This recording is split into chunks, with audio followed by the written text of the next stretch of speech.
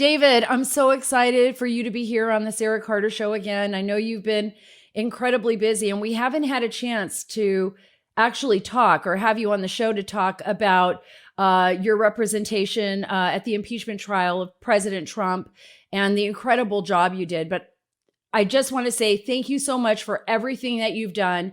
And I want you to be able to explain to the audience, because in the intro, I told them about this. You know, you represented the Democrats. You're a civil libertarian. You're a civil rights lawyer. You're a criminal defense lawyer. And I don't think people know enough about you and about your background and the reasons why you decided to stand up and defend President Trump in what you believed to be a complete hoax impeachment trial.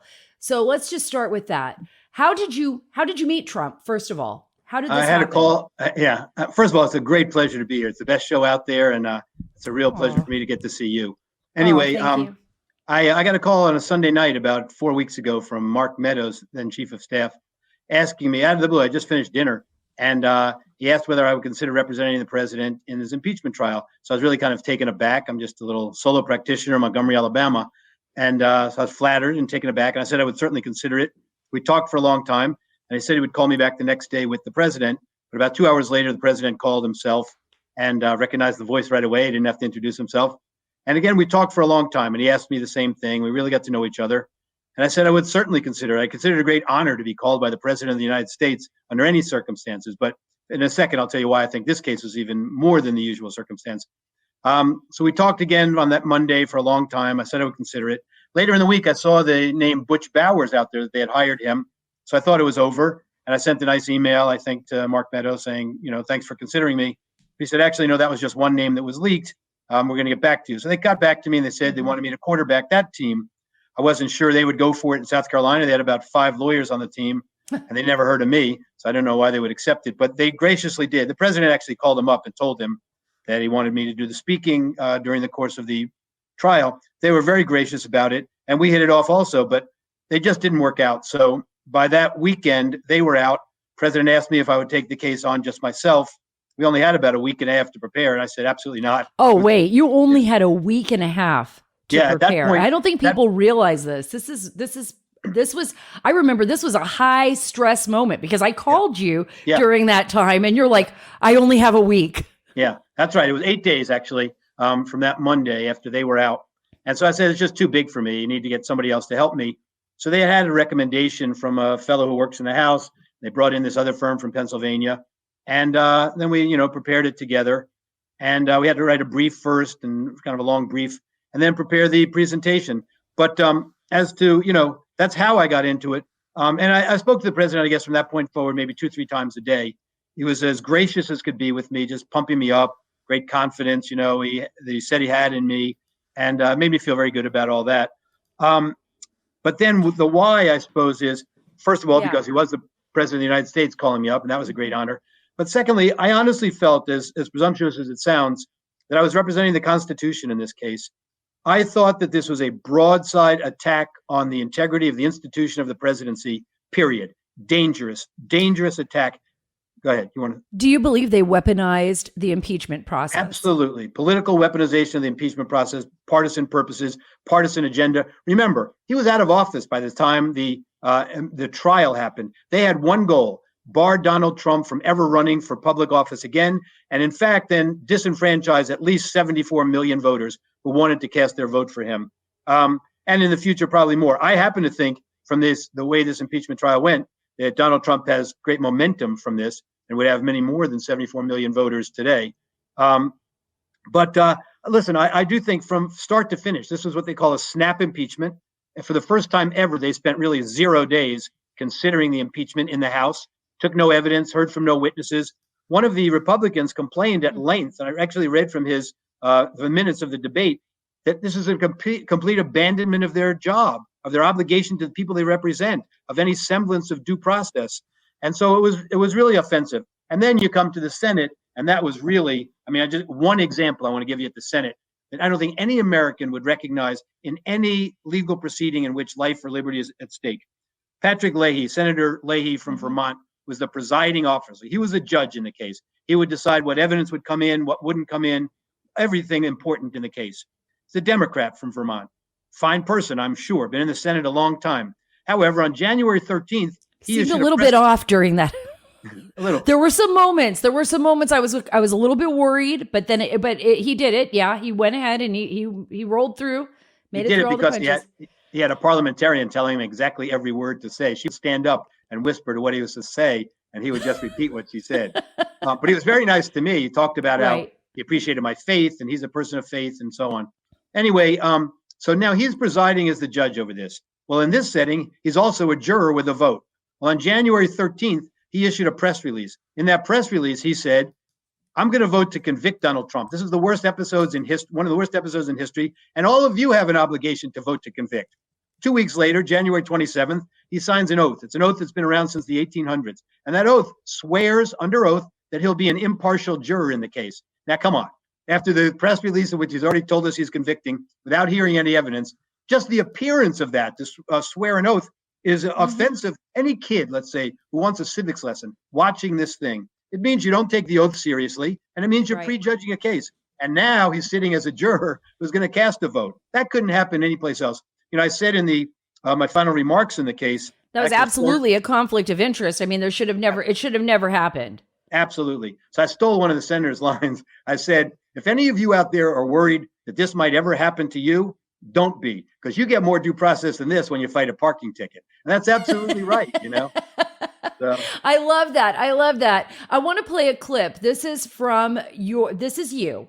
And I want to get your take on it. This is during the impeachment trial, and I want you to comment on your own comments here, David. Mr. Trump now faces a situation in which the presiding officer will serve as both judge, with all the powers that the rules endow him with, and juror with a vote. And beyond that, the presiding officer, although enjoying a lifelong honorable reputation, of course, has been Mr. Trump's vocal and adamant opponent throughout the Trump administration. And in fact, in the very matter on trial, the presiding officer respectfully already has publicly announced his fixed view before hearing any argument or evidence that Mr. Trump must be convicted on the article of impeachment before the Senate, and indeed that members in both parties have an obligation to vote to convict as well. Nowhere in this great country would any American, and certainly not this honorable presiding officer, consider this scenario to be consistent with any stretch of the American concept of due process and a fair trial, and certainly not even the appearance of either. By no stretch of the imagination could any fair-minded American be confident that a trial so conducted would or could be the fair trial promised by the leader. While most procedural aspects of a Senate impeachment trial may be non-justiciable political questions, this is not an excuse to ignore what law and precedent clearly require. The present situation either presents a violation of the constitutional text found in the articles mentioned above that require the Chief Justice to preside when the president is on trial, or it is a clear denial of due process and fair trial rights for private citizen Trump to face an impeachment trial so conducted by the Senate. The impeachment article should be treated as a nullity and dismissed based on the total lack of due process in the House. I think that's a little bit of what you were talking about with me earlier, especially with Patrick Leahy. And you laid it out very clearly. And a lot of people that I spoke with said, you know, David Schoen's arguments really are what took this impeachment across the finish line.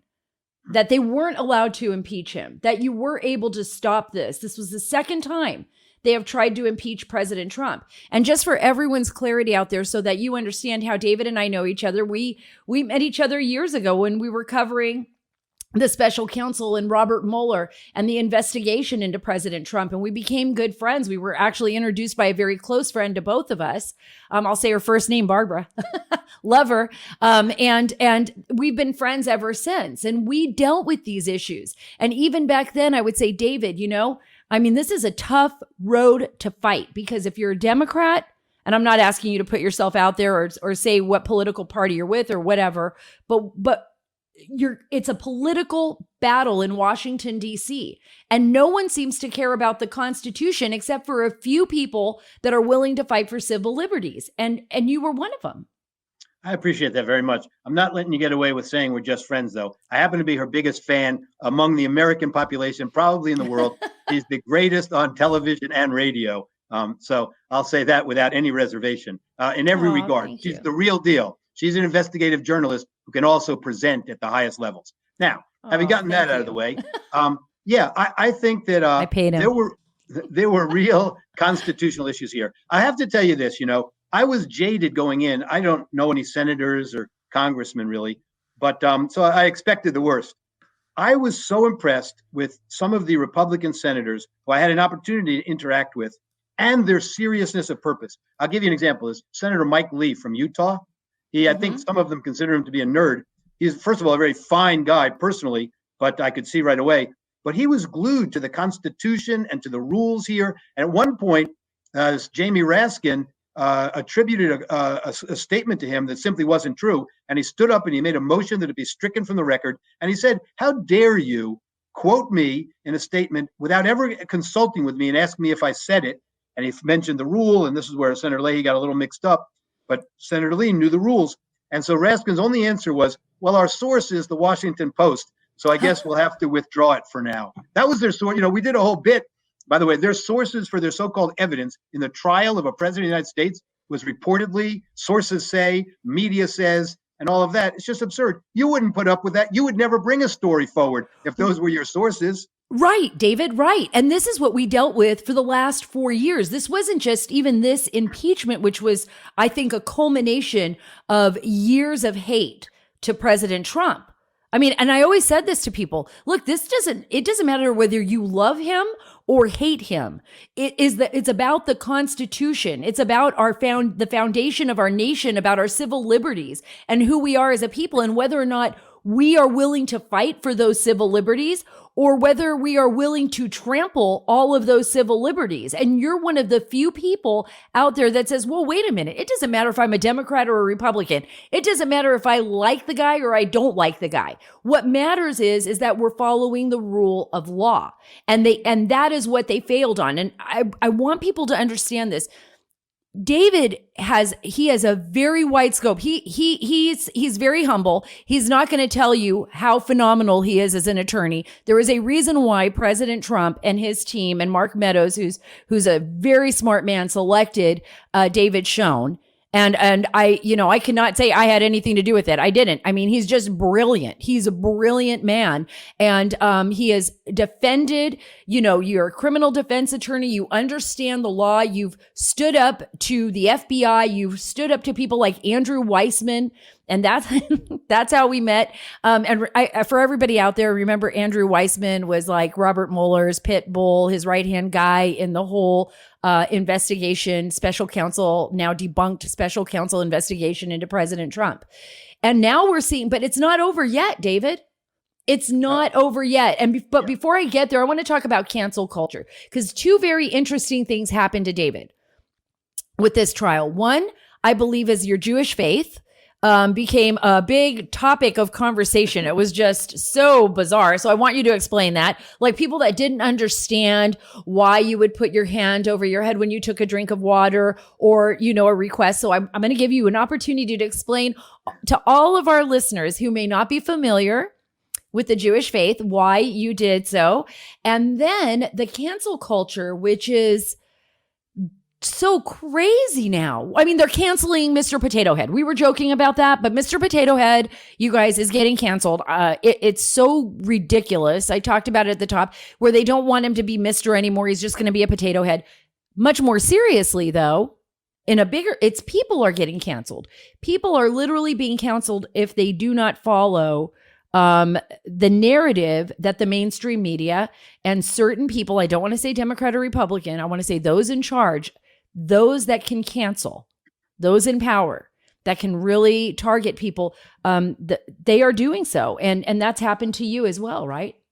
Yeah, a little bit. I consider in my case small potatoes, because the issues in this case were too important so that, no matter what they had tried to do to me, I think the issues were worth fighting for. But it is a kind of shocking phenomenon. So I'll talk about the cancel thing first.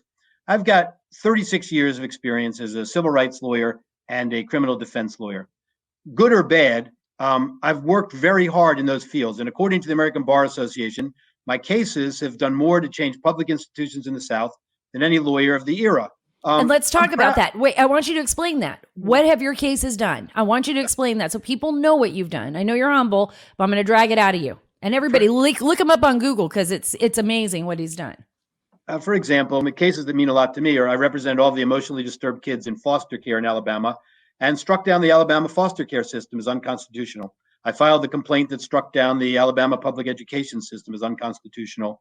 I have them build, new prisons and jails and represent indigent defendants to change the way that poor people are treated in the criminal justice system. I do all sorts of things. I bring ballot access cases around the country for small parties, independent candidates. I did represent the Democratic Party. In the 2020 election, I represented a socialist candidate for president to get her on the ballot in DC. But I don't believe in socialism. I represented the Ku Klux Klan in a march and masking case. I don't believe in them, and they hate me as bad as they hate anybody out there. But it's help every client fulfill the American dream to the best of my ability. So here I am, 2 weeks representing President Trump, which I consider to be an honor. So I don't even want to suggest, for example, that he ought to be an unpopular client. But for many people, he is. So I was hoping to teach a civil rights class at a prominent law school in the fall. When this thing came about, I knew it was going to be in the papers. So I contacted the dean to say, I want you to know this is coming. I don't know if that's going to be a problem. And he wrote back, very nice fellow, but he wrote back, well, actually it is. Many of the students and faculty would be uncomfortable having you on campus after this. So we're not going to be able to go forward with that. So 36 years of doing what they think is God's work. All of a sudden, 2 weeks doing this, I'm someone who makes people uncomfortable. And then I belong to a listserv of very prominent civil rights lawyers. We exchange ideas all the time. It's helped me a great deal to find people. And it turns out that the president told me they spent 48 hours agonizing over this with the board about what to do about me. I had no idea. I, again, had volunteered to withdraw if it was going to make anyone feel awkward. She said ultimately they decided they had to dismiss me from the list, but they said it's a temporary suspension and I can appeal to be back on. I don't like the chances that I'm going to appeal to be back on. Any list that doesn't want me for those reasons, it's just not for me. It's funny, Alan Dershowitz, I know you know very well, and he's become a good friend of mine, but he was always a mentor growing up. And for one specific issue, if nothing else, but for many issues, but one specific issue was this idea of a lawyer's obligation to represent the underrepresented or the unpopular. I've done that my whole career. Now, in most of those cases, for example, I have 2 or 3 death penalty cases I keep a year, heinous crimes. I'm representing now as a favor to the Public Defender Service, a fellow who killed a woman and her 2 kids, and he was convicted, got the death penalty, trying to overturn it now. People say, oh my gosh, that's just great work down south, you should be applauded for that. But here you represent the president of the United States and you're a pariah. So that's an interesting phenomenon now. Now, that's not all the mail I got. More in the last 2-3 weeks, 95% of the mail has been supportive. Thank you for standing up for Donald Trump. Thank you for standing up for the Constitution. And then also getting into the religious thing. The religious thing I can touch on in a second. For me, religious practice has been a very personal thing. I don't talk about it much. I don't, whatever. I think religion is a personal matter generally. On the other hand, I happen to like watching some of these guys on TV who make it a broader matter, but I don't have that ability. Anyway, so in this case, I usually wear a yarmulke. Actually, I'm wearing one now. So for everyone out there, if you watch on YouTube, you will see his yarmulke on the back of his head. Now he's going to explain. Right. Or Rumble, please, because YouTube is already, and I got to talk to you about that, demonetized me, but it was based on China, not even on President Trump, but that's a whole other story. So I wear for me, I wear it to cover a bald spot, but no, I wear it for religious purposes because it signifies to me that there's always a God above us and that we answer to and that's watching and, that we are on earth to serve. Let's put it that way. Anyway, but I often take it off if I think it's going to be an issue for the client. So I wear it when I'm arguing a case in front of just a judge in, let's say, federal court. But in front of a jury, I take it off because people draw stereotypes. And I don't want them to hold it against my client. Here it was the Senate. I don't know anything about these guys. So I decided not to wear it because sometimes people just focus on that and they can't see past it. So, and there are a lot of haters out there. Anyway, I decided not to wear it. Sad, but as I got up there, we had just 3 weeks earlier recovered from the COVID virus, my whole family just about. And so I was very thirsty. And so I took a drink of water, and I realized I don't have my yarmulke on. I never take a drink or eat anything without having my yarmulke on, if I can help it, because again, it's thanking God for bringing the food or water. You know, water is something makes the world go round. All of those things. I have to say a blessing before I eat or drink anything. I didn't have it, so I used my hand to cover it. I wasn't thinking there are television cameras on and all that. I was just like a guy in a room talking to people. And there was a break. And I took a glass of water and excused myself. So anyway, it went like viral.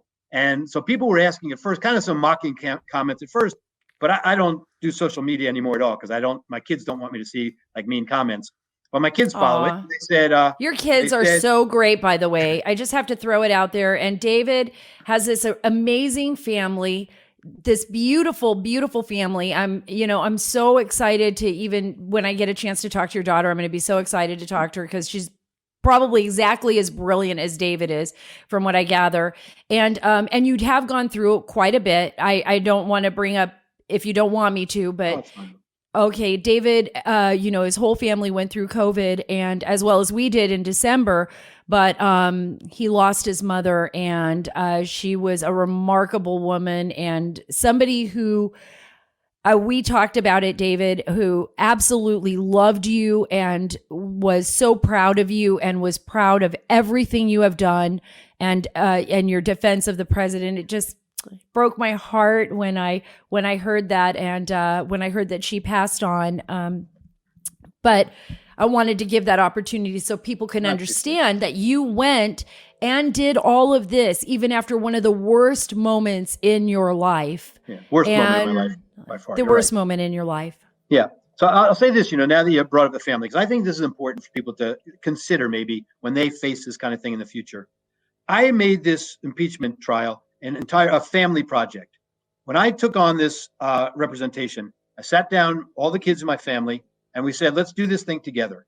Let's study the constitutional provisions involved. Let's use it as a civics lesson. So I said, to me, the single most divisive period in our history was the Lincoln period. I think personally right now is second to that period. I think it's the only parallel. So I said, I'd like to find a speech by Lincoln that reflected those times. And I know Lincoln loved poetry. So I wanted to find a poet Lincoln loved who talked about what was happening at the time and the need for unity. So one of my daughters found those two things.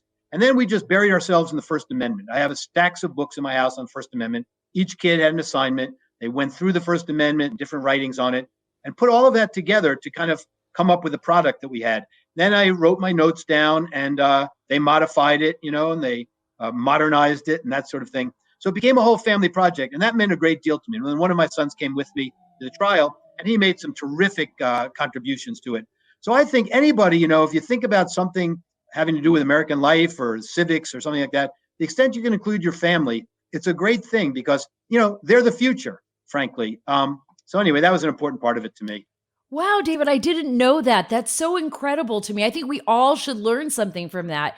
Really make our children a part of our lives, not like some separate entity that we have to, of course, we do our best with, but make them a part of what we're doing so that they can be excited about their future and believe that they can actually be a part of that great change. Now, what they should know out there, if they don't already, is that you juggle 15 million things at one time and are still the world's greatest mother out there. And the world's greatest reporter. So, but that's no easy task. I mean, you don't sleep much and you work around the clock. So. Yeah, I do. And so do you. And it's not over either for President Trump. Every story today is that, has to do with Cy Vance, and they've subpoenaed, now the financial records, not only President Trump. Are they going to move forward with investigating his taxes? But now they're subpoenaing all the financial records related to Steve Bannon. This New York prosecutor is going after them. And as he's going after President Trump, what is going on here? I mean, you and I have talked about this before, David, but it's a nonstop hatred. It's like they want to ensure that anyone connected to Trump, anyone in his circumference, what are they protecting? Why are they so afraid of him and the people around him? I have my own suspicions, but it's almost unbelievable. It's almost like Moby Dick, right? Yeah. It's Ahab going down with the whale. It's like, we're not going to stop until we destroy him. Yeah. But what are they really destroying?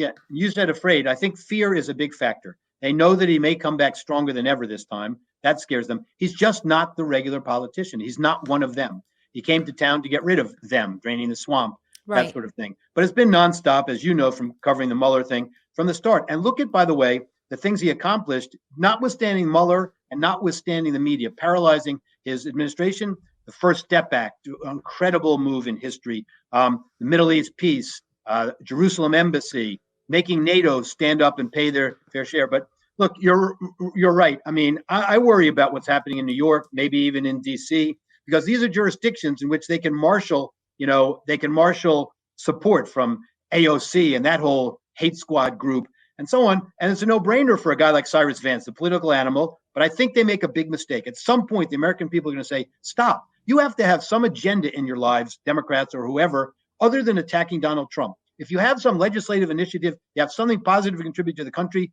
do it. It's going to backfire to continue going after him. Well, thank you. I know you got to run. I've kept you way longer than I should have.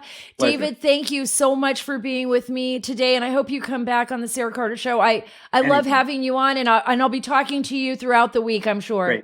Great to see you. Thank you so much. Great to see you too, David. Thank you. Bye-bye.